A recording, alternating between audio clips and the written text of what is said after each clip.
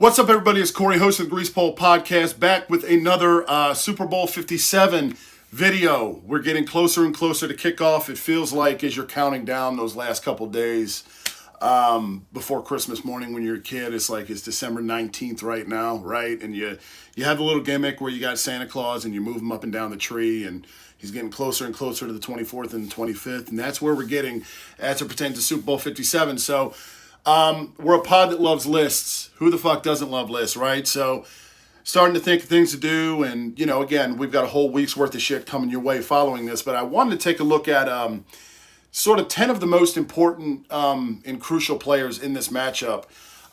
It doesn't mean the 10 best. It's not a power ranking of who's the best player, 10 to 1.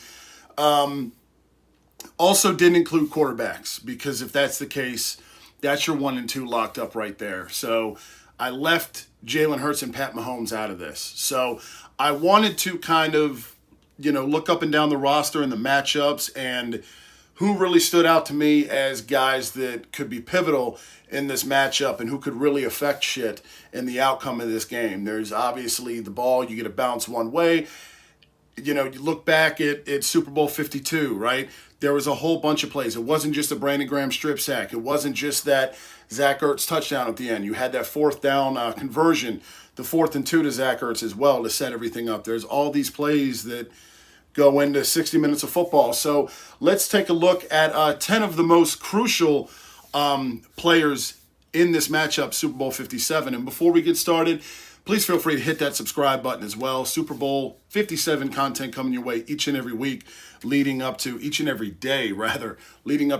12th, kickoff of the big game. So let's get started with the countdown at number 10, where we find Darius Slay. And we've said this before, we've talked about it. Big play Slay hasn't been playing his best football this side of the Dallas game on Christmas Eve. We've seen him give up big plays to T.Y. Hilton, fresh off the street, and probably the most egregious thing of all, give a half-assed effort to tackle Christian McCaffrey in the NFC Championship game. And, meanwhile, James Bradbury on the opposite side has been balling out, which has obviously been a massive hockey assist and kind of helped mask the fact that Slay hasn't been playing up to his usual standards. And Tyreek Hill's in Miami now, and I'm not a big Juju guy. Dudes like MVS, Kadarius Toney, and Sky Moore don't make you worry like Tyreek would, but you've still got that Mahomes element. And this secondary's been great and all this year, and in the playoffs, as well as anybody on social media will tell you, that the Eagles haven't played anybody all year, and while it's bullshit, it's accurate that Mahomes is better than any quarterback this defense has seen all year, and he can make shit happen that no other quarterback this defense has seen all year can. So there's no next week after the Super Bowl. Darius Slay comes in at number 10. Number 9, Devontae Smith. Why Devontae and not A.J. Brown here? A.J.'s been dealing with a lingering injury that's hampered him in the playoffs, and whether he's back at 100% or not, he's somebody that's got to be accounted for, and he'll still be effective even if he's not heavy in the box score. Devontae, on the other hand, has been lighting it the fuck up lately. He can high point the ball with the best of them. He's an elite route runner, and despite technically, air quotes there, being the wide receiver 2 in this offense, having him opposite A.J. Brown is it's having 2 number 1 wide receivers on the perimeter. Smith's been the hot hand as of late, and the Chiefs will absolutely have to contain his explosiveness, especially on those early downs where the Eagles will look to stay ahead of the chains. Number 8, Isaiah Pacheco. Fucking the Clyde Edwards-Helaire pick, right? How high did he go in your fantasy draft in his rookie year? And the LSU product hasn't exactly panned out the way Kansas City had hoped, but lucky for them, Pacheco's had a nice rookie season. Both he and Jerick McKinnon, who's most effective in the red zone and perfect for Andy Reid's offense, it's Pacheco that sees most of the work. And this Eagles defense, for as awesome as it is in terms of getting after the quarterback, they have struggled at times this year to stop the run. That's the one weakness. It's well documented. So, again, Linval Joseph and Ndamukong Suh, that's why they come in mid-season. So, I could absolutely see Pacheco being a beast, or a pest, beast and a pest, for the Eagles defense to tolerate. especially as great as Andy Reid is, right? He's a fucking offensive genius. So he knows how to use his chess pieces. And maybe it's also something to do with the fact that he wears number 10. And again, I know it's not Tyreek Hill, but there's something about seeing that number 10 in a Chiefs uni that still makes me kind of go, oh, shit. So Isaiah Pacheco checks in at number 8. Number 7, Travis Kelce. Look, Kelce being at 7 isn't a reflection of the caliber of player he is. These aren't, pure power rankings, as we said. Travis Kelce is going to get his regardless, week in and week out. And when you look at the Chiefs roster, at least on the perimeter, you put some of these guys on a roster like Atlanta and nobody knows who the fuck they are. It's Mahomes that's making dudes look good, which is what great quarterbacks do. And Travis Kelce's such a problem because much like Gronk with Tom Brady in New England, everybody on defense knows the ball's coming his way.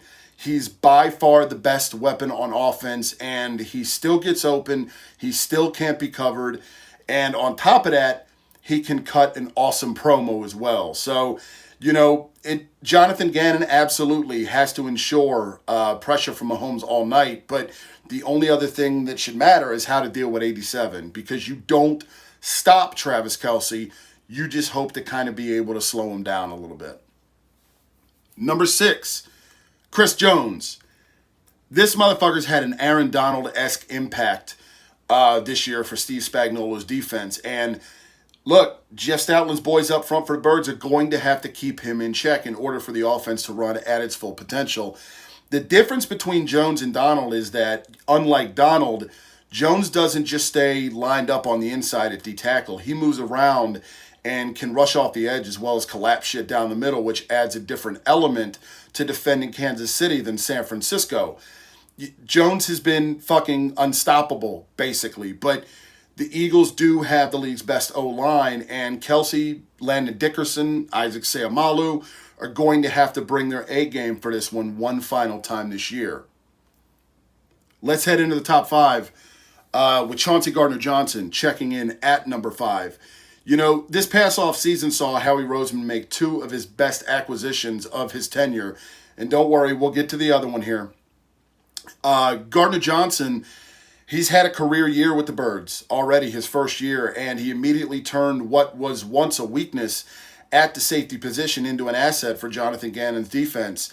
There's nothing he can't do. He can cover guys. He's a ball hawk. He can blitz. He's a good tackler.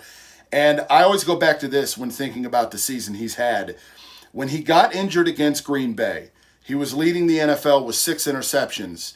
He missed 5 games and still finished the season tied for the league lead in interceptions without even making one after he returned the final week of the regular season. And it's fucking insane when you think about it, and the impact he's made on this defense is immeasurable. So if the pass rush is how you fluster Mahomes, Gardner-Johnson is part of how you can create turnovers.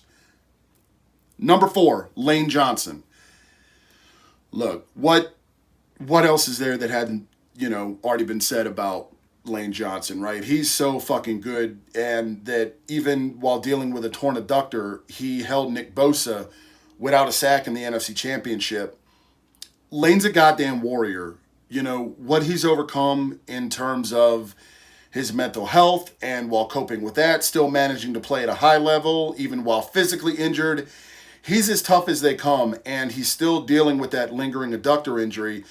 And with the way Spags like to move guys around the defensive line, it's going to be a challenge for 65, but that's nothing new for him. And after what he did against Bosa last week, his streak of not allowing a sack is still alive, entering Super Bowl 57 this coming Sunday. Number 3, Haason Reddick. Here's part 2 of the Howie Roseman offseason that was, and the fact that the Temple alum was snubbed as a finalist for Defensive Player of the Year still pisses me off. And it's funny how shit works out, because yet it seems to have somehow motivated Reddick even more, and he's been out of his mind in the playoffs. For my money, he's been the most consistent player on the roster all season, and you can say what you want about the NFC Championship, but it wasn't rigged. It was Haason fucking Reddick. And I don't think it's a stretch to view him almost as Reggie White 2.0. And I'm not saying he's going to end up with the resume that the Minister of Defense has. But remember when White left Philly for Green Bay in free agency? Think back to the impact that Reggie had on Drew Bledsoe and the Patriots in Super Bowl 31. New England couldn't get anything going offensively, and Reggie sacked Bledsoe 3 times, which is a Super Bowl record that still stands today, even though he shares it with 3 other people now. And my point is, much like the Packers don't get there without Reggie White in 1995-96, the Birds aren't here without Haason Reddick, and nobody's more important to that Eagles defense than number 7. Number 2, Frank Clark. Look, the Birds have the depth along the defensive line, but that tandem of Chris Jones and Frank Clark is fucking gross, okay? These guys played as big a role as anything for Kansas City in ensuring that Cincinnati didn't make it to back-to-back Super Bowls. Clark has the 3rd most playoff sacks of all time with 13.5. Only Willie McGinnis and Bruce Smith are ahead of him. He's had 2.5 in these playoffs alone against Jacksonville and Cincinnati, with 1.5 on Joe Burrow last week in the AFC Championship. He's been Kansas City's Haason Reddick, and no matter how great the Eagles are up front, these two are going to be a fucking handful to deal with and have to get the Nick Bosa treatment for Hurts to be able to do his thing from the pocket. Number 1, Jordan Mailata. You see this guy, the 6'8", 360-pounder that played rugby and can sing his ass off, very well may be the best work that's ever come out of Stoutland University. He's the reason that everybody forgets that Howie Roseman, despite everything he's done right lately, moved up in the 2019 draft to take Andre Dillard. You know, it's Mailata that's going to be tasked with keeping Frank Clark the hell away from Jalen Hurts. And while Mailata has become one of the NFL's better left tackles, he has allowed the most pressures along the Eagles' offensive line. Mailata allowed 6 sacks this season, and going against a guy that's historically great at turning it up a notch in the playoffs could potentially create a matchup problem for the Eagles up front, which, as we all know, is where games are won and lost. So there's your number 1. There's your list, 10-1. What are your thoughts? Leave them for us in the comment section below. We'll be sure to respond and might even get to them on an episode of the pod this week coming up. So we're going to continue to cover every aspect of the Super Bowl with new videos coming your way each and every day leading up to kickoff on the 12th. So make sure you hit that subscribe button so you don't miss out on any Super Bowl content. And after that, we've got a shit ton coming your way on the NFL draft as well. Don't forget the flagship, the mothership, baby, the Grease Pole Podcast, which comes your way each and every Monday on Apple Podcasts and Spotify, or wherever it is that you get your podcast. It's also simulcast here on our YouTube channel.